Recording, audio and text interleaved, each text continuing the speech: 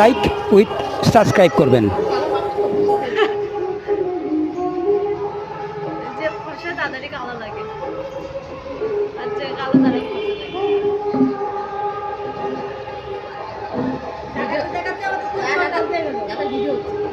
সবদালপুর সঞ্জিত সরকার মহাশয়ের বাড়িতে যে মহিলা সমিতির ন্যায় যে দুর্গাপূজার আয়োজন করা হয়েছিল, সেই দুর্গাপূজার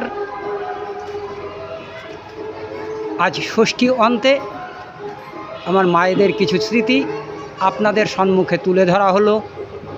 ভালো লাগলে লাইক উইথ সাবস্ক্রাইব করবেন। ধন্যবাদ। অগ্রিম শারদ ও শুভেচ্ছায়।